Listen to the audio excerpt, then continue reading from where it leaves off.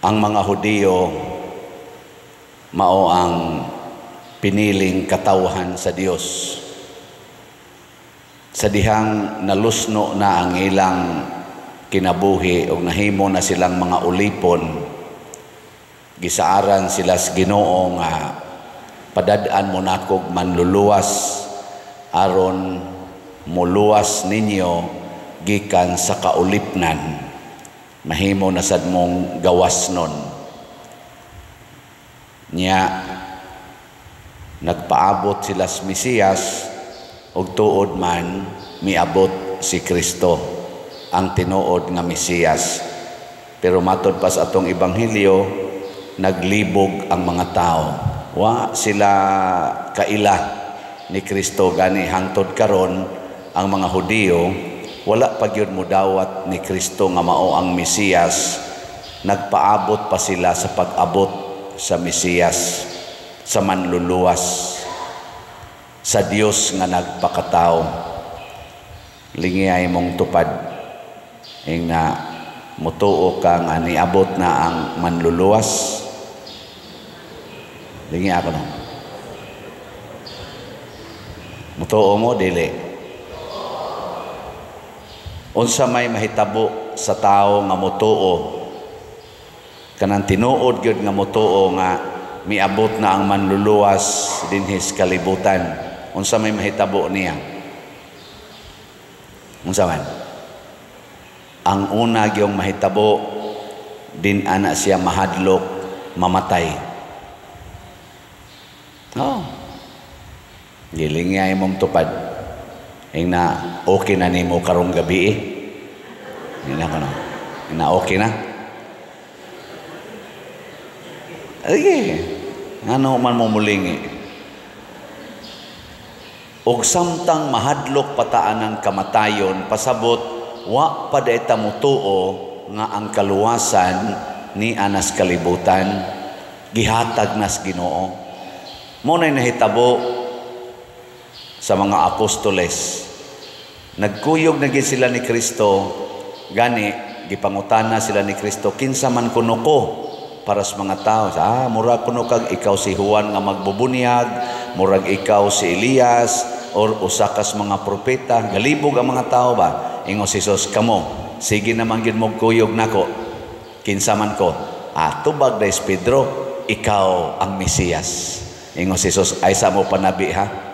Naglibog biya kung ani, na imo ingon si Kristo, panglakaw mo sa tibuok kalibutan, isang yaw nga ni ana ang kaluwasan. Nya karon iyang giingnan, ay mo panabi ha. Nganoan? Nganong niabot man ani nga instruction nga niingon si Jesus, ay sa mo panabi. Kay nakita ni Jesus nga ang kasing-kasing sa iyang mga apostoles, dili pagyud kumbinsido nga si Jesus mao ang Mesiyas. Og napamatud-an gina niya. Kay paghumanyag sulti nga ay mog panabi, taud-tauran, samtang naglakaw sila padong sa Jerusalem, niingon ni Jesus, igabot dito, ilakong patyon, ilakong ilansang sa cross. Nya ilubong ko nila, pero mabanhaw rasad ko. Oy, gidadayon siyang Pedro. Si Pedro nga maoy niingon, ikaw mao ang Mesiyas, ikaw ang manluluwas. Maora say niingon, Lord, di ko gustong mahitabo na nimo. Di ko gustong mamatay ka. Gilingi dayon ni Kristo, pahawa Satanas. So kana dayong mga tao nga mahadlok mamatay, mga Satanas na.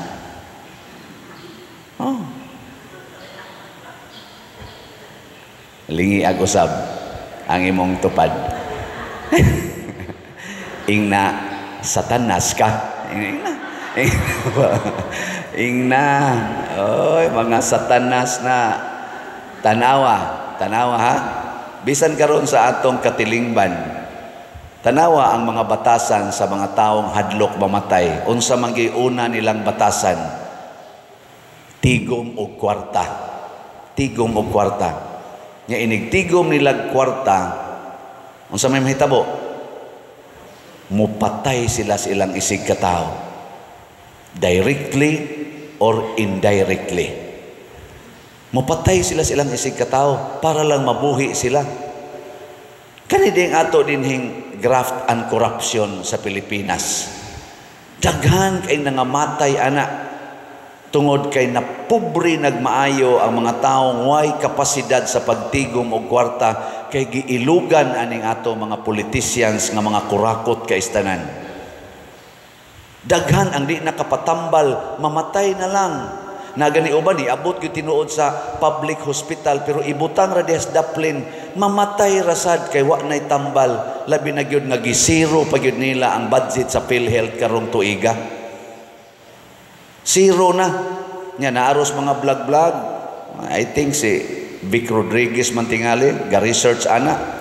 Hapit na kuno mahurot og spend ang kwarta nga gi-budget para sa ayuda sa 2025. Kana bang ilang ayuda nga unsa na? AKAP, unsa pa na? AX, tupad, unsa pa na?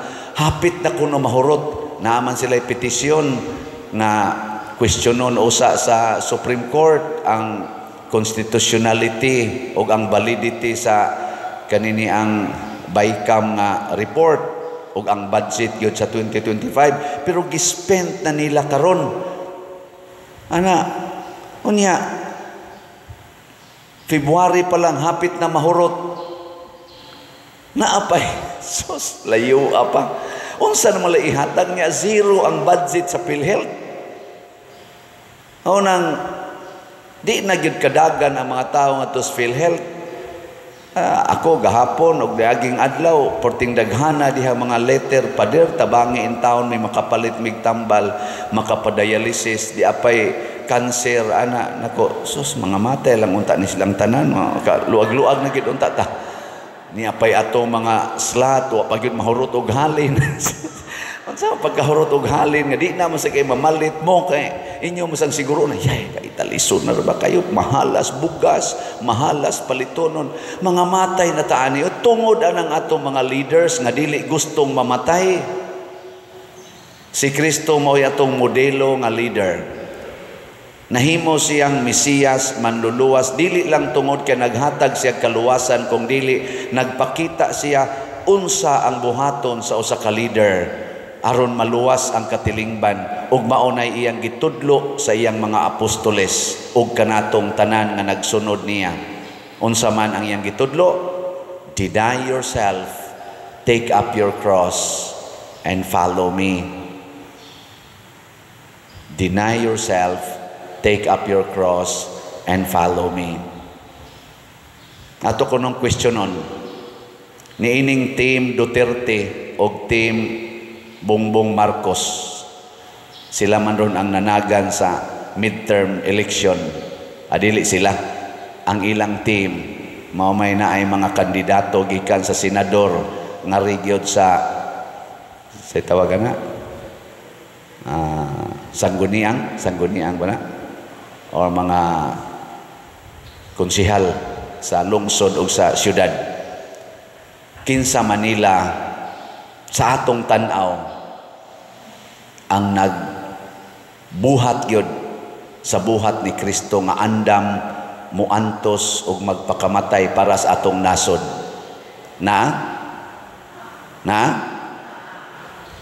Ug naa gani mo nay atong butaran gikan sa senador nga region sa konsehal. Nya kadtong mga nagsigilag paburot sa ilang kaugalingon, ayaw na lang ng ilang gisulti. Kapoy kay paminaw na mga litanias pulo nga tamis kaayo. Daghan na yung napamdos anang pasalig. Lingi ay mong tupad inawa ka mabiktimas pasalig. Ingna na imong tupad kay mulag tan-aw ra ba nako na ipipila ninyo na biktima ng pasalig kanang tamis kay ba pasaligan ka nga I love you very much nya nunoteng hika hangtod makuot na inig resulta mangluspad na ka sus mahay-mahay kasi mong kinabuhi ayaw na lang ng mga pasalig kay tamis kay na paminawon why politician nga dili maay kay mutabi ang bakba anak nila murag na ay kamay porting tamisa na mulitok pero tan-aw na to ang ilang binuhatan ang ilang track record. Kinsa tong politician nga wa gyud magpaasinso sa iyang kinabuhi kanabang gikan sa paglingkod niya sa katilingbanon nga posisyon. Wa siya madato, wa siya mo asinso, nga murabag ka na bang talagsaon kay ba? Nga sukad lang nakalingkod, na usab dayong balay, ninindot dayong sakyanan, na milyonaryo dayon, gikan ra itos korupsyon. Mga hilas kay istanan, di mauwaw magsakay-sakay ang mga sakyanan, nindot kaayo, magpuyo anang balay nga nindot kaayo niya, kinurakot di ay gikan sa mga pobring mga Filipinos. Di ba? Hilas kaiba ang atong mga kandidato, kandidata. Mga isog pa kaayo diha ng ilang mga hiring-hiring, kanang ila kunuhang pagpangita sa kamatuoran, o niya, pangitaon ang sayop nga gamay, tapinan ang dako kayong sayop. Matud pa ni Kristo, sige mo panaginot anang puling, o niya inyong gibaliwala ang truso nga naa sa inyong mata. Sige pangita anang milyon, unya wa pangitaa ang billions nga nangawa. Di ba? Mura manggutag malain. Kaklaro ana gina sa ilang atubangan, giyag-giyag na gina nga naay billions nga nangawa sa atong panudlanan. Wa gyud nila atimana, siging pangita anang millions. Ang puling mo imong sigihag usisa diha, nya ang truso nga nas imong mata di nimo kuhaon matud pang Kristo, tigpa kaaron ingnon ka. Tigpa kaaron ingnon mo na mangita tag mga leaders karon, kana bang mga leaders nga dili self-centered, dili self-righteous. Kanang mga leaders nga magsigi dayog panghulga, ipapriso mo na mo, unsa pa na diha. Kana bang mga gamit dayos gahom ba? Gamit des gahom, mga buangona nga mga leaders, mga yawanon. Kinsa din hinggini kanana nga di gyud mga saba sa ilang mga anak, taas ang kamot. Usaray dili yawanon. Sugod karon, kinsa ninyo ang moingon, di na jud ko mga saba sa akong mga anak, Father. Andam na kong magantos o magpakamatay para nila. Taas ang kamot. Ang di mo pataas, mga yawa.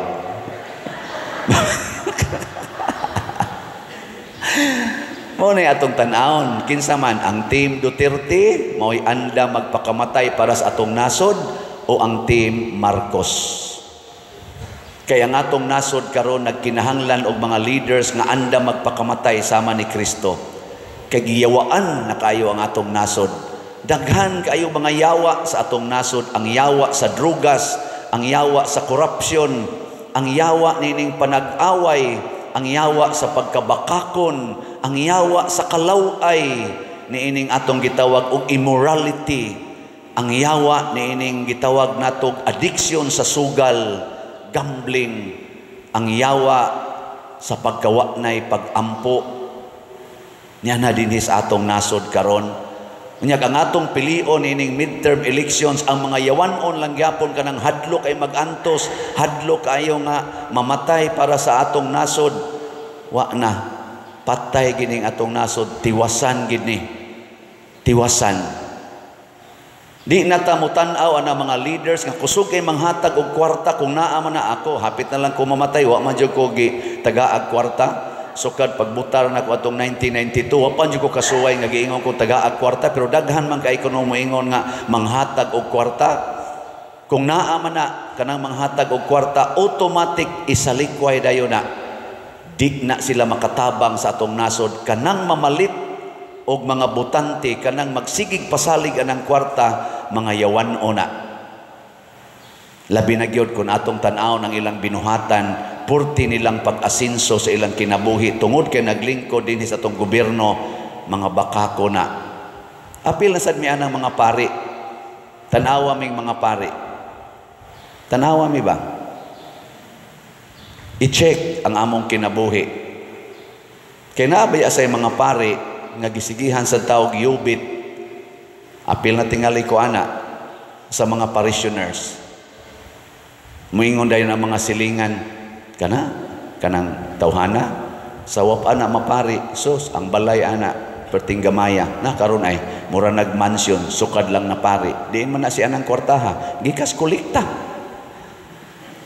kaluoy no luoy mo na i-check ninyo ang akong kinabuhi nya tan-aw gani ninyo ikaw pa dir baga sige na malang kag pahayahay hayahay makikag kinabuhi sikag pamaligyan ng slot nga imo kunong ipaayog balay pero wa jud kay balay nga napaayo imo nung balay boy ninindot ana nya sa mas inyong tan-aw kining atong gibaligya nga slot tinuod ni ubudol nya namalit na mo wa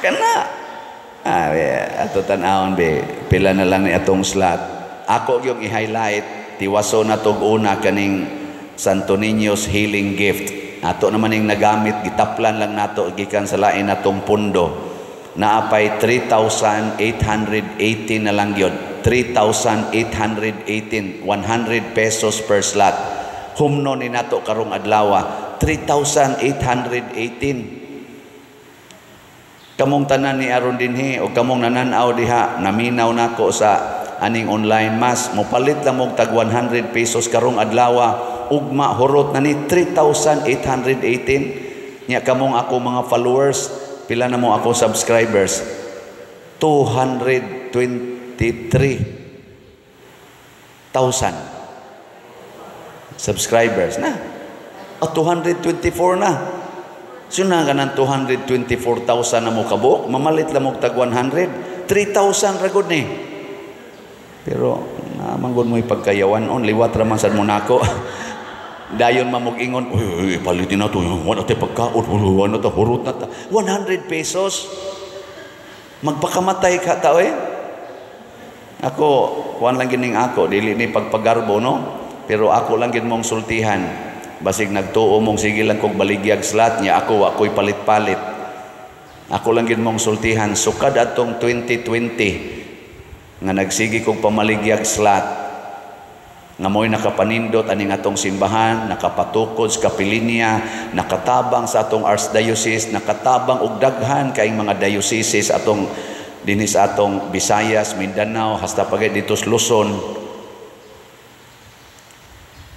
Ako sa kada Domingo or kada semana di gina mo minus sa 10 ka slots ang akong paliton kada gid semana 10 to 20 slots gina average ang akong paliton kay naa man sa koy income kay kada nako dupa kolekta man gini naa man kada nato lihok naa man gid tay ma-income bisag kamo diha arong nanimba naa man gid mo income di lang tingali ta parehas arang-arang tinganing ako no kay yaw-yaw ra man ko diri sikop dayon kolekta na pero palit yo sad kog slot nya wa jud ko nagtukod og balay wa jud ko nagpalit og yuta for myself ang ako ra gyung gitukurag balay kana ra gyung way hapit balay nya ang gipalitan ako og yuta kana sang way yuta nga kapuy-an pero dili ako. Sige, suway ninyo og inquire, naa ba ko'y balay? Suway ninyo. Mamatay na lang mo, di mo kita sa kong balay. Kaya ang madre ray tag-iya sa kong balay.